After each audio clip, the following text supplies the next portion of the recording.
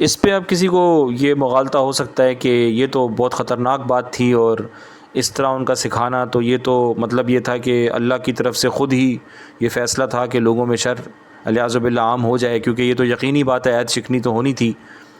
تو اب اس میں اللہ تعالیٰ شانہ آگے یہ فرما رہے وما ہم بضارین بہ من احد الا باذن اللہ، کہ یہ بات تو بالکل پکی ہے کہ وہ جادو سیکھ کر جو ہے کوئی یہ نہ سمجھے کہ ان کے ہاتھ میں بڑی طاقت آ گئی اور بڑا ان کے پاس جو ہے وہ جو ہے اقتدار آ گیا۔ تو اللہ فرما رہے ہیں کہ وہ کسی کا نقصان نہیں کر سکتے تھے جب تک من احدن، یعنی وہ لوگ کسی کا بھی نقصان نہیں کر سکتے تھے جادو سیکھ کے، الا باذن اللہ، مگر یہ کہ جب اللہ کی اجازت ہوتی تھی۔ تو یہاں پر اللہ تعالیٰ نے اپنی طاقت کا اظہار فرمایا کہ یہ ساری چیزیں جو دنیا میں ہم نے پیدا کی ہیں، اور اس میں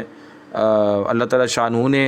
انسان کو برائی کرنے کی اور اچھائی کرنے کی دونوں کی اجازت دی ہوئی ہے۔ یہ اللہ کی طرف سے اختیار ہے کہ انسان برائی بھی کر سکتا ہے۔ بعض لوگوں کا یہ خیال ہوتا ہے کہ جو برائی ہے وہ انسان اپنی طرف سے کرتا ہے اور نیکی کی طاقت اللہ کی طرف سے ہوتی ہے، تو یہ عقیدہ غلط ہے۔ بلکہ جو برائی بھی انسان کرتا ہے، اس برائی کو کرنے کی جو استطاعت ہے وہ اللہ کی طرف سے ہی ہوتی ہے، لیکن اللہ کی اس میں کوئی چاہت نہیں ہوتی، اللہ کی اس میں کوئی منشا نہیں ہوتی۔ لیکن آزمائش چونکہ اللہ نے کرنی ہے، تو اللہ نے یہ ممکن بنایا ہوا ہے کہ انسان گناہ بھی کر سکے اور بڑے بڑے گناہ کر سکے، تاکہ آخرت میں صحیح طریقے سے سب کے ساتھ انصاف کیا جائے۔ ورنہ اگر انسان اس دنیا میں گناہ نہیں کر سکے، اللہ اسے طاقت ہی وہ چھین لیں یا اللہ کی طرف سے اس کو اختیار ہی نہ ملے، تو پھر تو دنیا میں آزمائش جو اللہ تعالیٰ چاہتے ہیں وہ اس کا نظام نہیں قائم کیا جا سکتا، جو کہ ظاہر سی بات ہے کہ ایسا ہو نہیں سکتا۔ تو یہاں اللہ تعالیٰ واضح فرما رہے ہیں کہ ایسا نہیں ہے کہ بس کسی نے سیکھ لیا تو وہ پوری کائنات کو ہلاک کر دے گا، بلکہ طاقت تو اللہ ہی کی ہے۔ جب اللہ کی حکمت کا تقاضا ہوتا ہے تو اس کا اثر ہو جاتا ہے، جب اللہ کی حکمت کا تقاضا نہیں ہوتا، اللہ کا فیصلہ نہیں ہوتا، تو اس کے اثرات نہیں ہوتے۔ تو یہ بات سمجھنے کی ہے کہ عام طور پہ ہم لوگ بھی ممکن ہے کہ ذہن میں کسی کے بات آ جائے کہ اب جادو ہو گیا تو بس اب تو چھٹی ہو گئی، اب تو لازمی اس کا نقصان ہمیں ہوگا۔ تو ایسا نہیں ہے، بلکہ اللہ جب چاہیں گے تو جادو کا نقصان ہوگا، جب اللہ نہیں چاہیں گے تو جادو کا نقصان نہیں ہوگا۔ یہ آیت یہ آپ کو بتا رہی ہے۔ اور مزید ایک مثال سے اس کو سمجھنا چاہیے کہ جیسے مثال کے طور کے پر فلسفہ ہے، فلسفہ ایک مضمون ہے، اور فلسفے کا تعلق اس چیز سے ہے کہ چیزوں کی حقیقت کو سمجھا جائے عقل کے معیار پر، عقل سے چیزوں کو، ان کی حقیقتوں کو سمجھا جائے، کائنات کو سمجھا جائے۔ اب یہ یقینی بات ہے کہ فلسفے میں بہت ساری چیزیں ایسی ہیں جو اسلام کے مطابق ہیں، اور بہت ساری ایسی چیزیں ہیں جو اسلام کے مطابق نہیں ہیں۔ اب اگر کوئی شخص کسی عالم دین کے پاس جا کر یہ کہے کہ جی آپ مجھے فلسفہ سکھا دیجئے تاکہ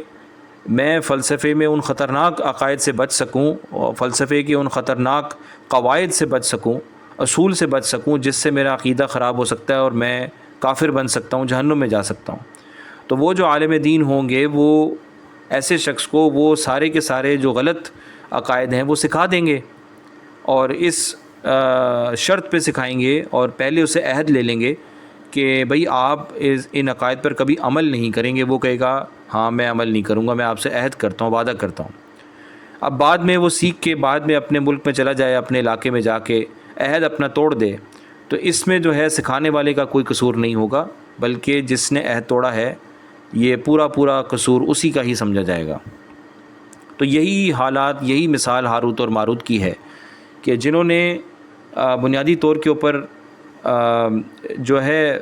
بالکل واضح کر کے بتا دیا کہ بھئی یہ جادو کے طریقے ہیں، اس کے یہ نقصانات ہو سکتے ہیں۔ مثال کے طور پہ میاں بیوی میں تفرقہ پڑ سکتا ہے، ٹھیک ہے، اور کسی کے کوئی معاملات برے پیش آ سکتے ہیں، یہ اثرات ہو سکتے ہیں، تو یہ آپ نے کرنا نہیں ہے۔ تو اب لوگوں نے ان سے عہد لیا، لیکن بعد میں لوگوں نے، یہودیوں نے اور دیگر لوگوں نے جو ہے اس عہد کی جو ہے عہد شکنی کی، اور جو ہے لوگوں کا خوب نقصان کیا، لیکن اس میں بھی نقصان وہی کیا جو اللہ تعالیٰ نقصان، جس کا اللہ کی طرف سے فیصلہ ہوتا، جیسے اس آیت نے آپ کو بتا دیا۔ آگے اللہ فرما رہے ہیں وَيَتَعَلَّمُونَ مَا يَضُرُّهُمْ وَلَا يَنفَعُهُمْ، تو وہ بنیادی طور پہ ایسی چیزیں سیکھتے تھے، ان چیزوں پہ سیکھنے پہ دھیان ہوتا تھا جو لوگوں کا نقصان کرے، اور ان چیزوں کے سیکھنے پہ دھیان نہیں کرتے تھے جو جس سے لوگوں کا نفع ہو۔ یہ یہودیوں کی اور ان بابل کے لوگوں کی جو ہے عادت تھی کہ وہ کیونکہ ان کی جو خصلت کے اندر شر بھرا ہوا تھا، تو اب انہوں نے جو ہے غلط چیزیں سیکھیں۔ اب یہاں پر آگے یہودیوں کی ایک بہت ہی بری خصلت، جو کہ پورا اللہ تعالیٰ کا بیان کرنے کا انداز بہت ہی خوبصورت اور زبردست ہے، کہ پہلے اللہ تعالیٰ نے ساری بنیادی باتیں بتا دیں، اور اب اللہ تعالیٰ شانہ ایک فیصلہ کن بات فرما رہے ہیں ان باتوں سے متعلق، اور وہ یہ ہے کہ یہود یہ جو سارے کام کرتے تھے، ان کو پتہ تھا کہ یہ ساری جو چیزیں ہیں یہ کفر، جادو کفر ہے، لیکن اس میں بھی جاننے کے باوجود بھی وہ حد سے آگے نکل گئے۔ وَلَقَدْ عَلِمُوا لَمَنِ اشْتَرَاهُ مَا لَهُ فِي الْآخِرَةِ مِنْ خَلَاقٍ، یعنی کہ وہ یہ جان چکے تھے، وَلَقَدْ عَلِمُوا، وہ جان چکے تھے اس بات کو کہ لَمَنِ اشْتَرَاهُ، کہ جس نے بھی خریدا، یعنی جس نے بھی جادو کو اختیار کیا، مَا لَهُ فِي الْآخِرَةِ مِنْ خَلَاقٍ، تو اس کے لیے آخرت میں کوئی خلاق، کوئی حصہ نہیں ہے۔ مطلب یہ کہ وہ کافر ہو کے مرے گا اور وہ کفر کر بیٹھے گا، اسلام سے نکل جائے گا، وہ اس کا اللہ کی فرما بردار بندوں میں نام نہیں رہے گا۔ وہ یہ بات اچھی طرح جانتے تھے، لیکن پھر بھی انہوں نے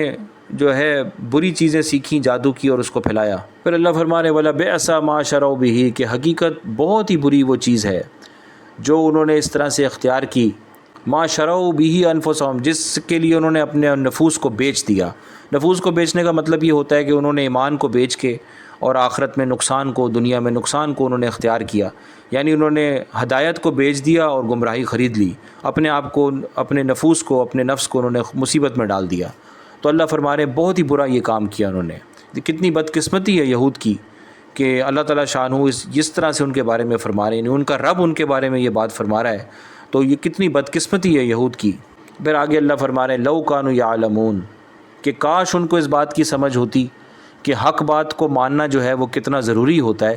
حق بات کو سن کے اس کو ماننا پڑتا ہے، تدبر کرنا پڑتا ہے، جو کہ یہود کی عادت نہیں ہے، تو بلکہ وہ ضد میں آ کے فوراً اس کے خلاف کرنا شروع کر دیتے تھے۔ تو اللہ فرما رہے ہیں یہ کتنا برا انہوں نے کام کیا۔ پھر اللہ فرما رہے ہیں وَلَوْ أَنَّهُمْ آمَنُوا وَاتَّقَوْا، اور اگر وہ لوگ ایمان لے آتے، واتقوا، اور تقوی اختیار کرتے، برائی سے بچتے، جادو سے بچتے،